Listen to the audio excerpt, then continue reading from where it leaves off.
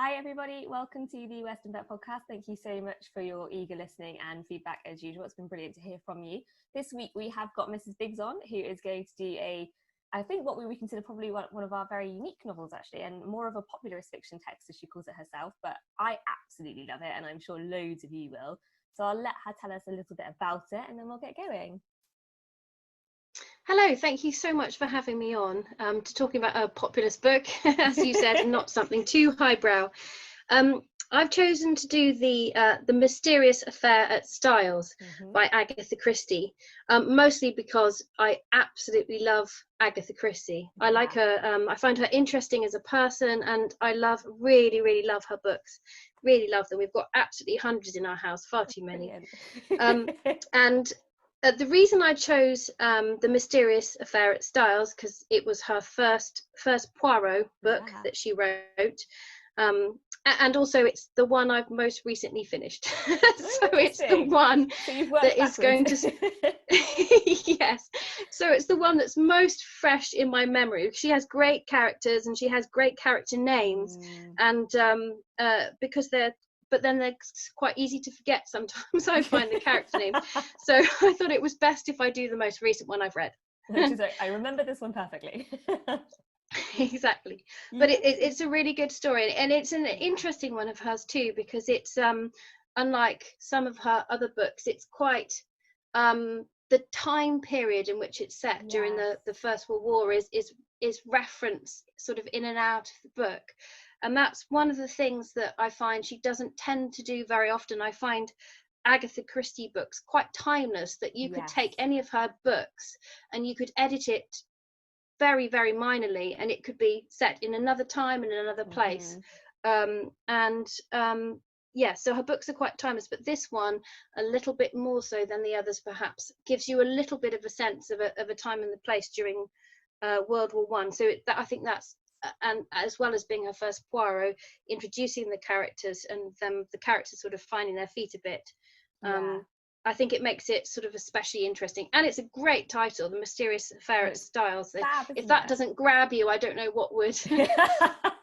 What I really like is that she and her first husband, I think, went on to name their first house Styles after this, which is slightly ominous as well, but well, I didn't know that. Yeah, that's really interesting. It's funny. She has quite a lot of her own kind of personal properties or different things attested to characters in her book. So I really like the idea of that. If I wrote a novel, I'm going to name it after where I live, or vice versa. This is, as you said though, one of her first novel really, and her first Poirot novel, which she apparently wrote because her sister challenged her to write a detective story where the readers can't figure out the mystery first, which is a brilliant challenge, but also quite an unorthodox starting point. With that in mind, with her not obviously being what we would consider kind of a classical writer in that manner, how do you think she's managed to sustain such a prolific career? Well, I just think she's just come up with such an amazing formula. So she chooses a setting for her book. So whether it is at a wonderful stately home, it might be on a train, or it could be at a hotel in the Caribbean, or on a cruise. And then she sets up a selection of characters, 10 to 12 characters. They're always wonderful characters, really varied people. And then we've got this kind of, obviously somebody dies, which is the point of the book, and but you're never really clear on how or why or what could have happened. Quite often, sometimes it's quite obviously why they've died, but quite often it's sometimes unclear. And I think that just that formula, it's sometimes described as cozy crime, which I kind of get, because she tends not to so much focus on the brutality of the crime itself, or and that's not dwelled upon too much. So I don't tend to like nasty things. I don't like the gore, I don't like too many nasty. If it starts to get into detail, particularly anything to do with children, I just can't stand it. So I just love. Usually it's an adult in these books, which always makes me feel better, because if it had been a child murdered, I probably wouldn't be able to read it. It would be too sad. But it's, sorry, I'm going off a tangent now, but it's such a great formula. It's just been copied over and over and over again. But I think her book, she's done so well every time she's come up with Wonderful characters. Yes. Every time each story seems to have a really interesting hook. So it's not just a house, 12 people who done it, but there'll be some really, really interesting aspect of it. And the fact that she gives, in the book, there'll be some clues. Some of them will end up being red herrings. Some of them will be major clues. Sometimes the tiniest thing will be a clue. And also she comes up with clue as well. Well, yes, exactly. The most significant sometimes, and she also plays upon the kind of the negative clue aspect. So the fact that there wasn't a footprint there, or the fact that there wasn't a saucer with a cup of tea, or something like that, where the negative clue as well. So I just think she does it so well. Every single book, it's something different, and she always manages to come up with some kind of interesting hook, I think, for her stories. Yeah, she worked really hard on them as well. I think we talked about how this is popular as fiction. I think often people write off anything that's considered sort of over popular because they don't think it's intellectual, which is a certain type of elitism that I find really irritating. But she actually, the work she's put into this is particularly incredible, because she has since, I think a lot of the study on her work has become relatively scientific. Because I was reading the other day about how some of the antidotes and the poison methods that she looked at have since begun use in scientific research. And actually she almost predicted the ways that certain poisons and antidotes could come together and help solve, hilariously, some kind of botanical mysteries. So there's something in, not just in her crime writing, but also how she must have been as a scientist as well. Yeah, that's it. Really interesting. I believe she worked as a chemist during the First and Second World Wars, and she had such a great knowledge of poisons and plants. So I guess if this was in modern day times, perhaps she might have consulted or a similar person might have consulted a botanist or a chemist or a doctor to look at the effects of all these different plants and poisons. But not only did she have a knowledge of what some poisons or some plants did, but also how you combine them with perhaps something innocuous, combine them with a certain medicine or with alcohol or with just something that was an acid or something that's an alkaline, and then it has a completely different effect that wasn't expected and perhaps not even the medical doctor was aware of, perhaps. So exactly. I remember a key one being, and I can't remember which one's from, but when someone mixes something with salmon paste, because there's something in salmon paste that makes the poison particularly reactive, and it always put me off those types of fish sandwiches now. So like, I don't know if this is meant to taste like this or if they're trying to kill me. It's really funny. But a lot of that, I think you said about her being a chemist in World War I, also I think she went into nursing as well a little while, because there was a big influx of refugees and wounded soldiers in her village, and a lot of them were actually Belgian, who therefore kind of became part of the inspiration for Poirot, who is just this brilliant, unique figure.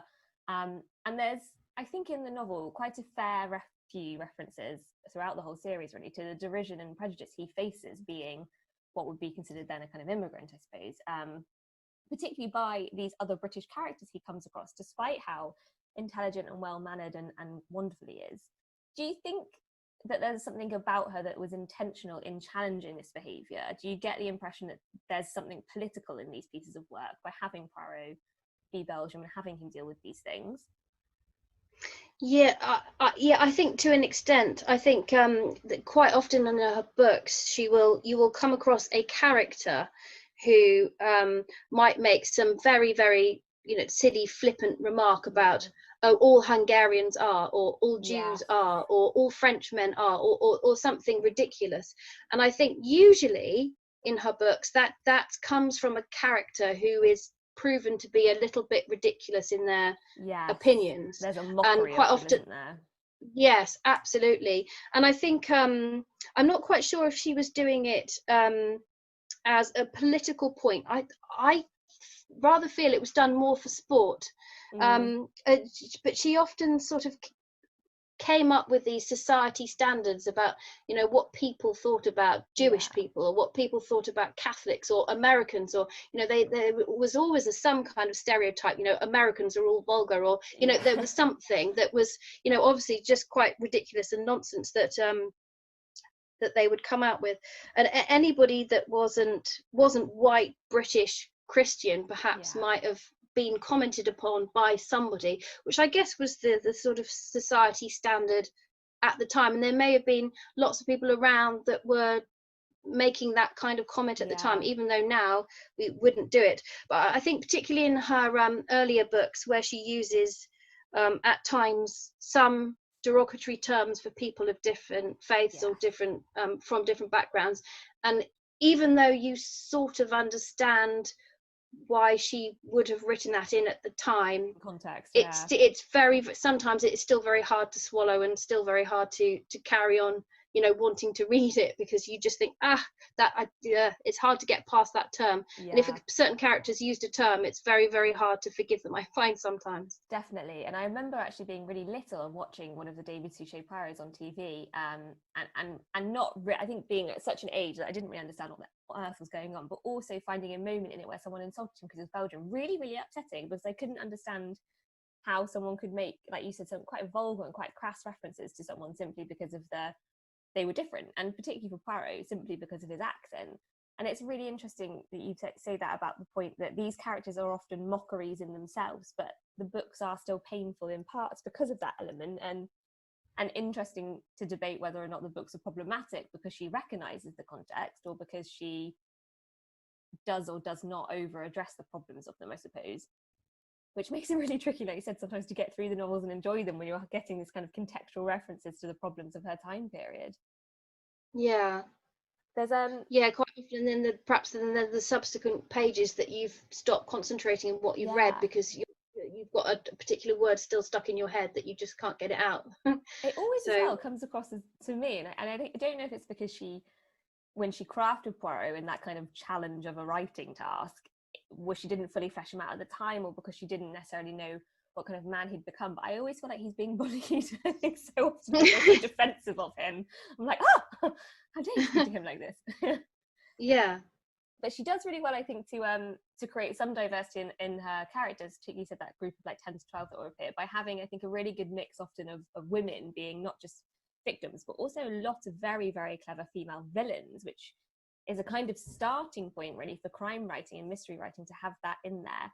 Again, I'm kind of asking another sort of political question here, so I apologize, but do you think there's something quite feminist in her writing about that kind of dichotomy of women? Or Yeah, I certainly think there could be. I don't know if I would know enough about that to know whether she was doing that deliberately, but I think as a person, she seems a bit ahead of her time. The fact yeah, that I believe after her first divorce, she went off to she was supposed to go to the Caribbean to have a little calm down and a rest, but she cancelled that because she decided it was too boring, and so she went off to Mesopotamia, I think it was at the time, or modern day Iraq, and on the Orient Express, I believe. So as a single woman at that time, that probably would have been quite unusual. yeah, But because she traveled in all these interesting places, and she went off on her own, and she went yeah. to an archaeological dig, I believe, by herself, and that's perhaps not what a woman at that time would have typically done. That might Yeah, have been absolutely.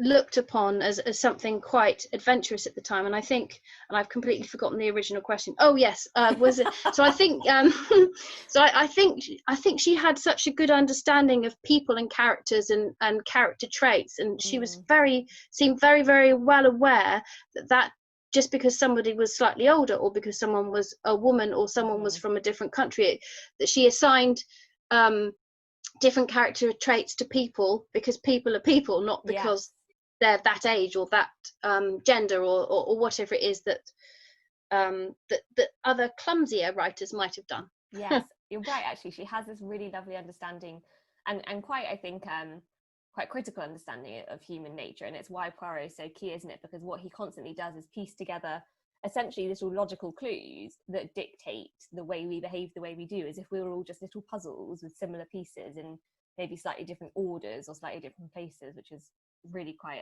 which I think is why it makes the novels so clever, because often these clues that, like you said earlier, some of the kind of red herrings or the really tiny clues are the ones that are most important in working out what a person is and who's the villain and who's the tragic hero or whatever. There's a really, I think, interesting bit about mystery writing, where how this is what I've heard in kind of creative writing classes in the past, actually, that you're meant to work backwards and piece your clues together sort of piece by piece, And I think Poirot is an exceptionally good detective at finding the clues and getting them in the right order. But he quotes at one point in the Styles novel that imagination is a good servant and a bad master, and the simplest explanation is always the most likely. Bearing in mind the whole point of her writing this was to create a story that people couldn't figure out before the detective did.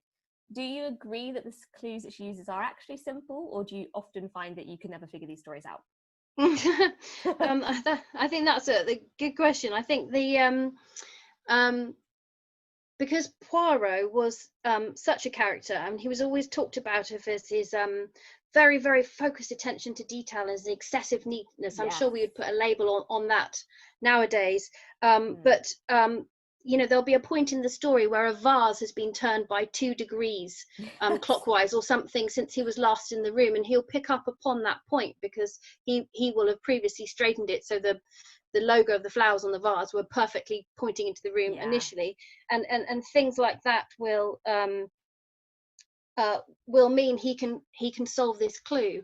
Now sometimes I think in the book it's the teeniest, tiniest thing that will trigger him solving the clue, and sometimes it will be the most obvious, and it will be back to what you originally thought. So you'll start off, you'll have an obvious theory, and then you'll go all around the houses and it'll come back to where it started.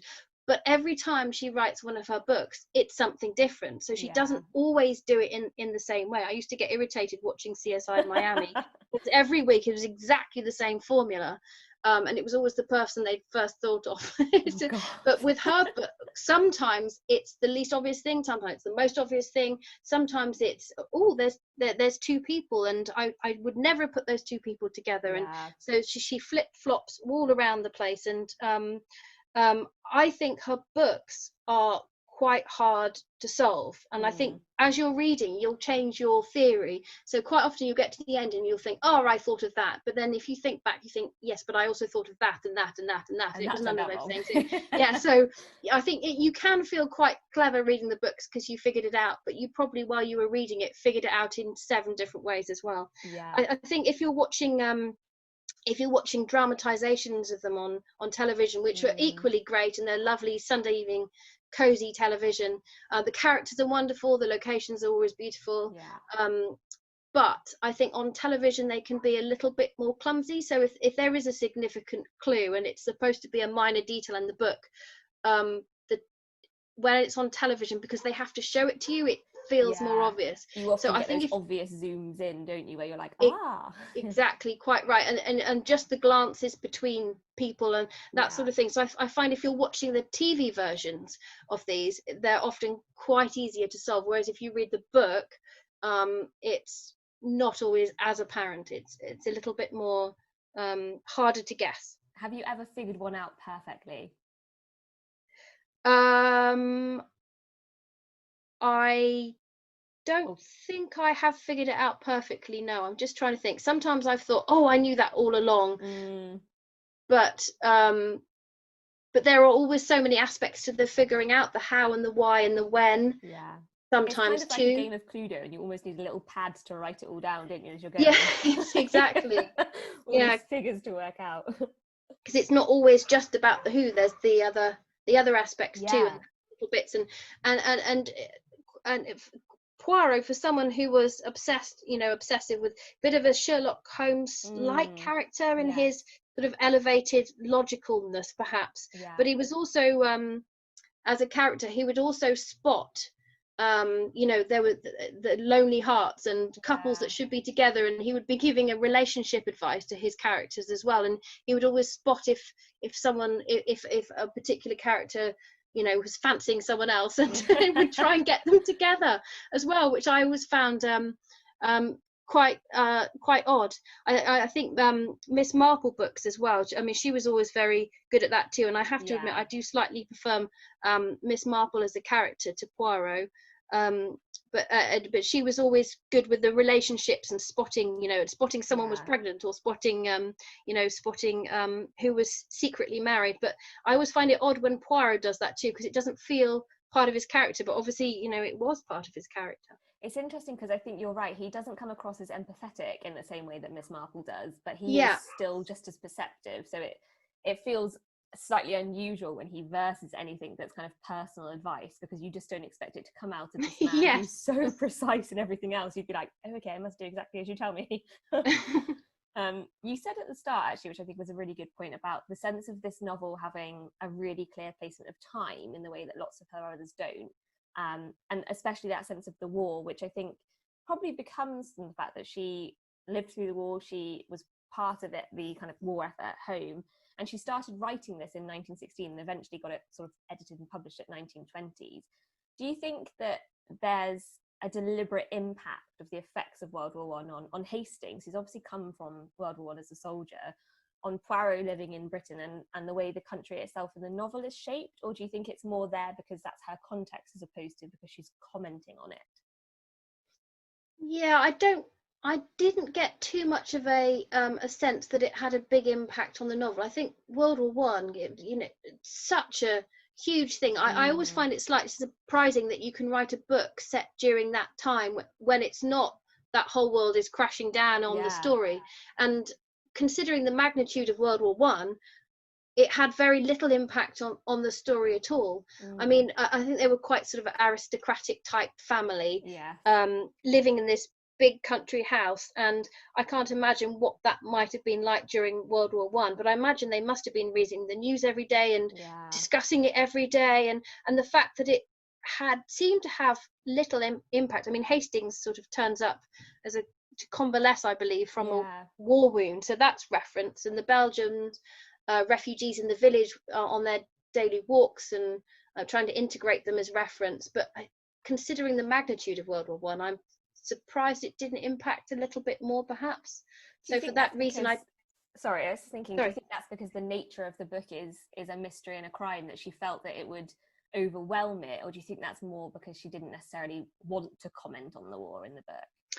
Yeah, I really don't know, but I mean, I think perhaps if she did start talking about it, it could have overwhelmed it easily, couldn't it? Because it could have easily have been a drama about World War One and the impact of World War One. But maybe she wrote it as a bit of escapism, perhaps. I really don't know, but I mean, it was certainly referenced, but it didn't really impact on the. You felt the World War One presence sort of somewhere in the background over there beyond, but not so much that it impacted on the story. Yeah, and again, you're right. She doesn't really reference timelines in any of the other novels. So perhaps even as she was writing that one, she thought it was too present, and then decided to kind of filter more and more out of the era as she kept going with them, which would makes it interesting, because it means it's very genre based and avoiding context almost purposely. With in mind her whole line of work, have you got a favourite Poirot novel? I always tend to enjoy the ones. Well, I haven't read as many Poirots as Miss Marple. Perhaps I've read all the Miss Marples, but I love those Poirot novels. I would probably pick one of the ones that are set somewhere else, like the ones that have set a Murder in Mesopotamia or Death on the Nile, something like that, because I do really enjoy the description of their surroundings and the people and the food and her. I'm always very jealous of people who go off traveling on adventures after doing a few minor adventures of my own. I've always found different places and cultures really fascinating, so I always love to be in any book and novel, not just Agatha Christie. I love to be transported to a different country and get a sense of that place. I like that idea. I think any type of genre of book, if it's set somewhere different, will still teach you something about the place that it is. Even if it's crime, mystery, romance, you still get this sense of traveling with the characters, don't you? Yeah, absolutely. I love that in when I'm reading books. Well, I have one final question for you, which I think might be I like this question, but you might hate me for it, which is based on the whole fact that she wrote this really as a challenge from her sister. So I suppose my final question is about what sort of novel you could be dared to write. Sorry. that is tricky, because I've never been particularly strong in my imagination and my own writing, and I know as an English teacher you'll probably tell me off, and I should try, and you never know what you do if you tried. I did find trying to write stories when I was at school tricky. It just didn't seemed to come naturally from me. So I think if I were to write a book, it would be non-fiction. But Is that a way of wheedling out of it? But if I were to write something fictitious, I don't know. Would it be a detective mystery like this? Do you think you've got enough of a grasp of how to place clues now, or do you think you'd want to work on something really different? I think I'd probably had to. I wouldn't be able to do. I think if you listen to interviews with Agatha Christie and her relatives and talking about the way that it worked, I think she spoke and people typed it up, but the words just poured out of her, and just being able to do that, I just think that's just genius, because I would have to sit down with a pen and paper. I would have to work out the logistics of it all. I would have to do some kind of 3D map of what's happening in the story, and maybe I would be able to write something vaguely, but I don't think it would be particularly entertaining. Like, I might be able to get something out, but it might make no sense. Yes. Thank you so much, Mrs. Biggs. It was so lovely having you on and talking about, I think, just another kind of real classic of English writing, actually, to be honest. So thank you. Thank you so much for having me. That was really fun. Oh, good. I'm glad you enjoyed it. We really hope that everyone goes away and now picks up an Agatha Christie book, particularly this one, actually, because it does launch the whole of Poirot series really well. Or, again, as Mrs. Biggs advised, if you prefer, there's also the Mrs. Marple series as well, which you might enjoy. So thank you again, Mrs. Biggs. We will have another podcast on next week again with another new unusual book. I think we're doing sci-fi next week for the first time. So keep listening in, keep sending in your feedback, and thank you again all. Take care. Bye.